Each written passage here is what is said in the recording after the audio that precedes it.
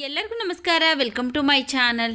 ನೋಡಿ, ಸ್ಟವ್ ಮೇಲೆ ಒಂದು ಅರ್ಧ ಲೀಟ್ರ್ ಆಗೋಷ್ಟು ನೀರನ್ನು ಬಿಸಿ ಆಗೋದಕ್ಕೆ ಇಟ್ಟಿದ್ದೀನಿ. ಈಗ ಇದಕ್ಕೆ ನಾನು ಒಂದು ಅರ್ಧ ಸ್ಪೂನ್ ಆಗೋಷ್ಟು ಲವಂಗ ಹಾಕ್ಕೊಳ್ತಾ ಇದ್ದೀನಿ.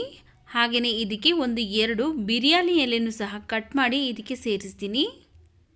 ನೋಡಿ, ಒಂದು 2 ಬಿರಿಯಾನಿ ಎಲೆನ ಈ ರೀತಿಯಾಗಿ ಕಟ್ ಮಾಡಿ ಹಾಕ್ಕೊಂಡು ಚೆನ್ನಾಗಿ ಒಂದು 5 ನಿಮಿಷ ಕುದಿಸ್ಕೊಳ್ತೀನಿ.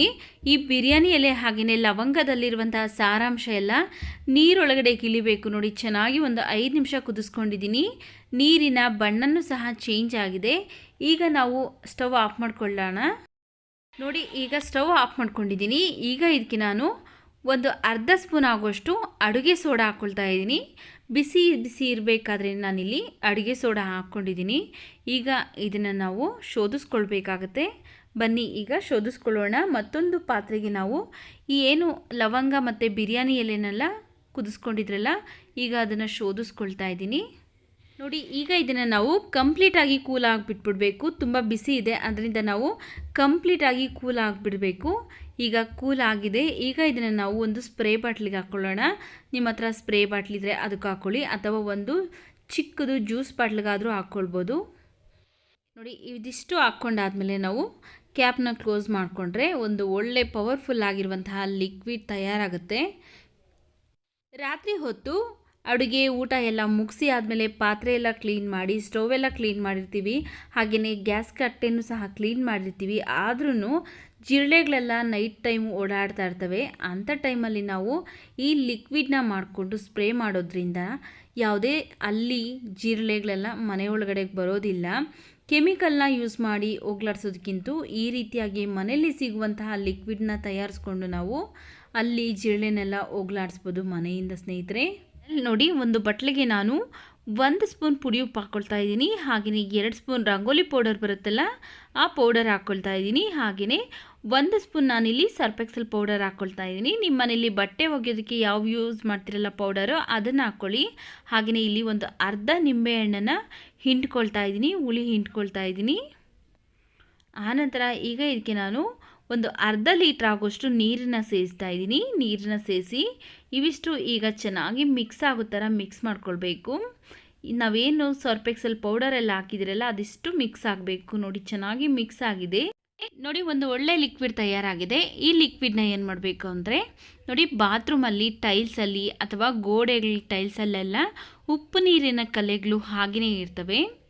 ಆ ಉಪ್ಪು ನೀರಿನ ಕಲೆಗಳನ್ನ ಹೋಗ್ಲಾಡ್ಸೋದಕ್ಕೆ ಇದು ಒಳ್ಳೆ ಪರ್ಫೆಕ್ಟ್ ಆಗಿರುವಂತಹ ಲಿಕ್ವಿಡ್ ಅಂತಲೇ ಹೇಳ್ಬೋದು. ಅಂಗಡಿಯಲ್ಲಿ ದುಡ್ಡು ಕೊಟ್ಟು ತಗೊಂಬಂದು ನಾವು ಕ್ಲೀನ್ ಮಾಡೋದಕ್ಕಿಂತಲೂ ಈ ರೀತಿ ಮನೆಯಲ್ಲಿ ಲಿಕ್ವಿಡ್ನ ತಯಾರಿಸ್ಕೊಂಡು ನೋಡಿ, ಈ ರೀತಿ ಕೈಯಲ್ಲಿ ಸ್ವಲ್ಪ ಚಿಮುಕಿಸಿದ್ರೆ ಸಾಕು, ಎಲ್ಲ ಥರದ ಕೊಳೆ ಹಾಗೆಯೇ ಉಪ್ಪು ನೀರಿನ ಕಲೆಗಳೆಲ್ಲ ನೀಟಾಗಿ ಬಿಟ್ಕೊಳ್ತವೆ. ನೋಡಿ, ಈ ಲಿಕ್ವಿಡ್ನ ಹಾಕಿದ ತಕ್ಷಣ ನಾವು 5 ನಿಮಿಷ 10 ನಿಮಿಷ ಅರ್ಧ ಗಂಟೆ ಬಿಡಬೇಕು ಅಂತ ಏನಿಲ್ಲ. ಹಾಕಿದ ತಕ್ಷಣವೇ ಈ ರೀತಿ ಒಂದು ಪೊರ್ಕೆಯಿಂದ ನೀಟಾಗಿ ಒಂದು ಸ್ವಲ್ಪ ಉಜ್ಜಿದ್ರೆ ಸಾಕು, ಕ್ಲೀನಾಗಿ ಬಿಟ್ಕೊಂಡ್ಬಿಡ್ತವೆ. ನಿಮ್ಮನೇಲೂ ಸಹ ಉಪ್ಪು ನೀರಿನ ಕಲೆಗಳು ಏನಾದರೂ ಜಾಸ್ತಿ ಕಟ್ಕೊಂಡಿದ್ರೆ ಈ ಟಿಪ್ಸ್ನ ಫಾಲೋ ಮಾಡಿ ಸ್ನೇಹಿತರೆ, ಖಂಡಿತವಾಗ್ಲೂ ಯೂಸ್ಫುಲ್ ಆಗುತ್ತೆ.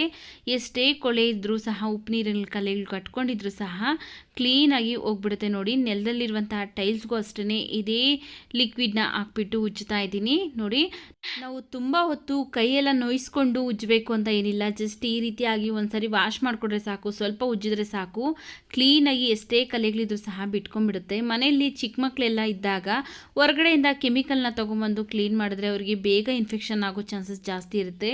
ಆಗ ನಾವು ಮನೆಯಲ್ಲಿರುವಂತಹ ವಸ್ತುಗಳನ್ನ ಯೂಸ್ ಮಾಡಿಕೊಂಡು ನೋಡಿ ಎಷ್ಟೊಂದು ಈಸಿಯಾಗಿ ಕ್ಲೀನ್ ಆಗ್ತಾ ಇದೆ. ಈಗ ನೀರು ಹಾಕಿ ತೋರಿಸ್ತಾ ಇದ್ದೀನಿ. ಫಸ್ಟು ಯಾವ ರೀತಿಯಾಗಿ ಉಪ್ಪು ನೀರಿನ ಕಲೆಗಳು ಇತ್ತು, ಈಗ ಯಾವ ರೀತಿಯಾಗಿ ಕ್ಲೀನ್ ಆಗಿದೆ ಅಂತ ನೀವೇ ವ್ಯತ್ಯಾಸ ನೋಡ್ಬೋದು ಸ್ನೇಹಿತರೆ. ನಾವು ಈ ಲಿಕ್ವಿಡ್ನ ಅಡುಗೆ ಮನೆಯಲ್ಲಿರುವಂತಹ ಟೈಲ್ಸ್ ಏನಾದರೂ ಜಿಡ್ಜಿಡ್ಡಾಗಿದ್ದರೆ ಅದಕ್ಕೂ ಸಹ ಕೈಗೆ ಹಾಕ್ಕೊಂಡು ಒಂದು ಸ್ವಲ್ಪ ಸ್ಕ್ರಬ್ಬರಿಂದ ಉಜ್ಜಿದ್ರೆ ನೀಟಾಗಿ ಹೊರಟೋಗ್ಬಿಡುತ್ತೆ. ನೋಡಿ, ಉಳಿದಿರುವಂತಹ ಲಿಕ್ವಿಡ್ ಅಷ್ಟೇ ಕಮೋಡ್ಗೆಲ್ಲ ಹಾಕ್ಕೊಳ್ತಾ ಇದ್ದೀನಿ. ಕಮೋಡ್ಗೆ ಹಾಕ್ಬಿಟ್ಟು ಈ ರೀತಿಯಾಗಿ ಒಂದು ಸ್ವಲ್ಪ ಉಜ್ಜಿದ್ರೆ ಸಾಕು, ಕ್ಲೀನಾಗಿ ಎಷ್ಟೇ ಕಲೆಗಳಿದ್ರೂ ಸಹ ನೀಟಾಗಿ ಬಿಟ್ಕೊಳ್ತವೆ. ನಿಮ್ಮ ಮನೇಲೂ ಸಹ ಬಾತ್ರೂಮ್ ಏನಾದರೂ ಜಾಸ್ತಿ ಗಲೀಜಾಗಿತ್ತು ಅಂದರೆ ಈ ಟಿಪ್ಸ್ನ ಫಾಲೋ ಮಾಡಿ. ಆದರೆ ತುಂಬ ಗಲೀಜಾಗಿ ಕೊಳೆ ಎಲ್ಲ ಇತ್ತು ಅಂದರೆ ಒಂದು 10 ನಿಮಿಷ ಬಿಟ್ಬಿಟ್ಟು ಆನಂತರ ನೀವು ವಾಶ್ ಮಾಡಿದ್ರೆ ಸಾಕು, ಕ್ಲೀನಾಗಿ ಬಿಟ್ಕೊಳ್ತವೆ. ಈ ವಿಡಿಯೋ ನಿಮಗೆ ಏನಾದರೂ ಇಷ್ಟ ಆಗಿದ್ದರೆ ಈ ವಿಡಿಯೋವನ್ನು ನಿಮ್ಮ ಫ್ಯಾಮಿಲಿ ಫ್ರೆಂಡ್ಸ್ಗೆ ಶೇರ್ ಮಾಡಿ, ಅವ್ರಿಗೂ ಸಹ ಯೂಸ್ ಆಗುತ್ತೆ. ಎಷ್ಟೇ ಬಾತ್ರೂಮ್ಗಳಲ್ಲಿ ಗಲೀಜಿದ್ರೂ ಸಹ ನೀಟಾಗಿ ಕೆಮಿಕಲ್ ಯೂಸ್ ಮಾಡ್ದೇ ಯಾವ ರೀತಿಯಾಗಿ ಕ್ಲೀನ್ ಮಾಡೋದು ಅಂತ ಅವ್ರಿಗೂ ಸಹ ಯೂಸ್ ಆಗುತ್ತೆ.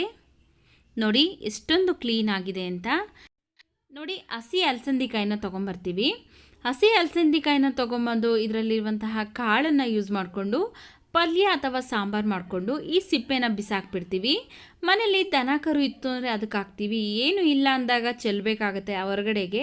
ಆ ರೀತಿಯಾಗಿ ಚೆಲ್ಲೋದಕ್ಕೆ ಹೋಗ್ಬೇಡಿ. ಒಂದು ಪಾತ್ರೆಯಲ್ಲಿ ನೀರು ಬಿಸಿ ಮಾಡಿ ಈ ಏನು ಅಲಸಂದಿಕಾಯಿ ಸಿಪ್ಪೆ ಇತ್ತಲ್ಲ ಅದನ್ನು ನಾವು ಈ ನೀರಿಗೆ ಹಾಕ್ಕೊಳ್ಬೇಕಾಗತ್ತೆ.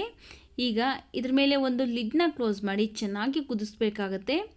ಇದರಲ್ಲಿರುವಂತಹ ಸಾರಾಂಶ ಎಲ್ಲ ನೀರೊಳಗಡೆಗೆ ಇಳಿಬೇಕು. ಅದರಿಂದ ಒಂದು 4ರಿಂದ 5 ನಿಮಿಷ ಚೆನ್ನಾಗಿ ಕುದಿಸ್ಕೊಳ್ಬೇಕಾಗತ್ತೆ. ನೋಡಿ ಈಗ ಇದ್ರ ಮೇಲೆ ಒಂದು ಲಿಡ್ನ ಕ್ಲೋಸ್ ಮಾಡಿ ಒಂದು 4ರಿಂದ 5 ನಿಮಿಷ ಚೆನ್ನಾಗಿ ಕುದಿಸ್ಕೊಳ್ತೀನಿ. ನೋಡಿ ಈಗ ಒಂದು 4ರಿಂದ 5 ನಿಮಿಷ ಆಗಿದೆ, ಚೆನ್ನಾಗಿ ಕುದೀತಾ ಇದೆ. ಈಗ ಇದನ್ನು ಏನು ಮಾಡಬೇಕು ಅಂದರೆ ನೋಡಿ ಇದರಲ್ಲಿರುವಂತಹ ನೀರೆಲ್ಲ ಸ್ವಲ್ಪ ಬಣ್ಣ ಚೇಂಜ್ ಆಗಿದೆ.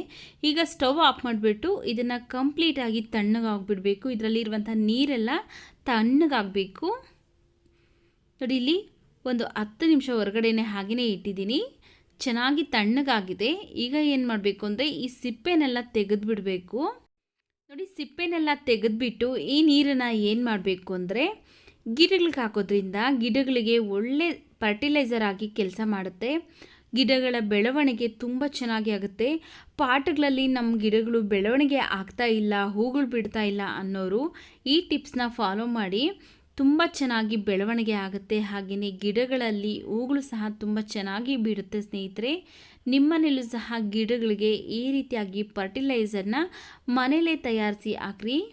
ಈ ವಿಡಿಯೋ ನಿಮಗೆ ಇಷ್ಟವಾಗಿದ್ದರೆ ವಿಡಿಯೋಗೊಂದು ಲೈಕ್ ಮಾಡಿ, ಈ ವಿಡಿಯೋವನ್ನು ಶೇರ್ ಮಾಡಿ, ನಮ್ಮ ಚಾನಲ್ಗೆ ಸಬ್ಸ್ಕ್ರೈಬ್ ಮಾಡಿ ಸಪೋರ್ಟ್ ಮಾಡಿ. ಮುಂದೆ ಒಂದು ಒಳ್ಳೆಯ ವಿಡಿಯೋದೊಂದಿಗೆ ಭೇಟಿ ಆಗೋಣ. ಅಲ್ಲಿವರೆಗೂ ವಿಡಿಯೋ ನೋಡಿದ್ದಕ್ಕಾಗಿ ಧನ್ಯವಾದಗಳು ಸ್ನೇಹಿತರೆ.